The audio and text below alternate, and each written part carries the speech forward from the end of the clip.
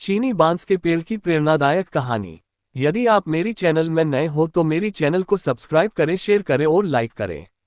धन्यवाद। जीवन में सफलता के लिए मेहनत की जितनी आवश्यकता है उतनी ही धैर्य की भी। कई बार हम धैर्य खोकर सफलता से भी हाथ धो बैठते हैं। ये कहानी धैर्य रखने की सीख देती है। एक गरीब किसान को उसके एक मित्र ने कुछ बीज दिए और उसे बताया कि ये बीज बांस के पेड़ की उस प्रजाति के हैं जो चीन में पाए जाते हैं। इन पेड़ों की ऊंचाई 90 फीट तक होती है। किसान ने वे बीज अपने मित्र से ले लिए और उन्हें अपने खेत में बो दिए। उसे आशा थी कि जिस दिन वे बांस के ऊंचे पेड़ बन जाएंगे, उन बांसों को बेचकर उसे अच्छी आमदनी होगी और उसका परिवार एक अच्छा जीवन जी पाएगा। वह उन बीजों को पानी देता, दिन भर उनकी देखभाल करता और रात में भगवान से प्रार्थना करता कि उसके सपने पूरे हो जाए और उसे इन बीजों से 100% परिणाम मिले। वह रोज अपने खेत में जाकर देखता कि बीज अंकुरित हुए हैं या नहीं, लेकिन उसे उनमें कोई भी परिवर्तन दिखाई नहीं पड़ता। इसी तरह एक वर्ष बीत गया, लेकिन उन बीजों से अंकुर नहीं फूटे। अन्य बीज सामान्यतः एक सप्ताह में अंकुरित हो जाते थे और कुछ महीनों में ही फसल आ जाती थी। उस फसल के द्वारा ही किसान के परिवार का भरण पोषण होता था। किसान सोचा करता कि इस तरह आज तो उसका गुजारा चल सकता है, लेकिन उसके सपने पूरे नहीं हो सकते और न ही उसका भविष्य संवर सकता। बांस के पेड़ों की बदौलत वह अपने सुनहरे भविष्य के सपने देखने लगा, लेकिन समय बीतने के बाद भी वे बीज अंकुरित नहीं हुए और किसान को अपने सपने और आशाएं टूटती हुई नजर आने लगी। उसके मन में शंका उत्पन्न होने लगी कि कहीं वे बीज सड़ तो नहीं गए हैं। एक वर्ष और बीता, लेकिन बीज अंकुरित नहीं हुए। दूसरे किसान और गांव वाले उसका मजाक उड़ाने लगे कि वह उन बेकार के बीजों पर अपना समय और परिश्रम व्यर्थ गंवा रहा है।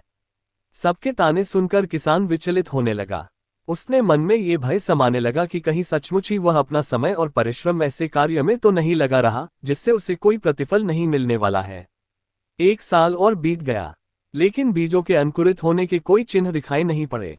लोगों ने किसान का मजाक उड़ाना जारी रखा, लेकिन किसान ने आंशिक भय के बाद भी अपने मन में छोटी सी आस बांध कर रखी थी। इसलिए उसने लोगों की बातों को दरकिनार कर उन बीजों की देखभाल करना जारी रखा।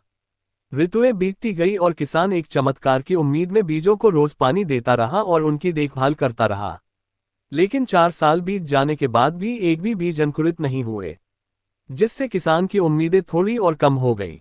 लेकिन फिर भी वह उन बीजों को पानी देता रहा। यद्यपि समय के साथ किसान की आशा कम होती चली जा रही थी, लेकिन भगवान पर उसका विश्वास अटल था। उसका विश्वास था कि भगवान उसके परिश्रम का फल उसे अवश्य देंगे।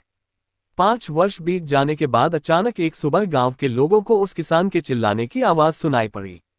वे सभी अपने घरों से बाहर निकल आए। उन्होंने देखा कि वह किसान अपने खेत के सामने खड़ा होकर खुशी से चिल्ला रहा है। पास जाकर देखने पर सभी गांव वालों की आंखें फटी की फटी रह गई। किसान के खेत में बांस के बीज अंकुरित हो गए थे। किसान की खुशी की कोई सीमा नहीं थी। 5 साल बाद उसकी मेहनत सफल हुई थी। वह खेत गांव वालों के आकर्षण का केंद्र बन गया। बांस के पेड़ तेजी से बढ़ रहे थे। 5 feet, 10 feet, 0.20 feet, 0.50 feet, 70 feet, 0.80 feet और 90 फीट।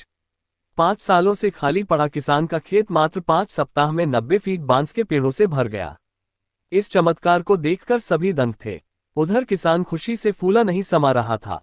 वे बांस के पेड़ न केवल उसके परिवार का बल्कि उसकी कई पीढ़ियों का भरण पोषण करने वाले थे। वह रह रहकर भगवान का धन्यवाद कर रहा था। उसे ये भी समझ आ गया था कि जो सीख उसे मिली है वह अमूल्य है। उसने सपनों का बीज बोने और उसे यथार्थ में परिणत करने के लिए रोज उसका पोषण और देखभाल करने की सीख मिल गई थी। उसने लोगों की नकारात्मक बातों पर ध्यान न देने का पाठ भी पढ़ लिया था। उसने अपने भय और शंकाओं से परे हटकर अनवरत परिश्रम करने का महत्व समझ लिया था। साथ ही भगवान पर उसका विश्वास और अटल हो गया था। किसान ने पूरे गांव के सामने एक उदाहरण प्रस्तुत कर दिया, जिसके बाद गांव के अन्य किसान भी अपने खेतों में बांस का पेड़ उगाने लगे और धैर्य से हर दिन उसकी देखभाल करने लगे। सीख: दोस्तों, किसान ने तो अपने सपनों पर विश्वास बनाए रखा। आपका क्या? आप अपने सपनों को पूरा करने के लिए किस हद तक परिश्रम करने के लिए तैयार हैं? आप में कितना धैर्य है? अपने सपनों पर विश्वास रखें, खुद पर विश्वास रखें, धैर्य से परिश्रम करते रहे। सफलता अवश्य प्राप्त होगी। पूरी कहानी सुनने के लिए धन्यवाद।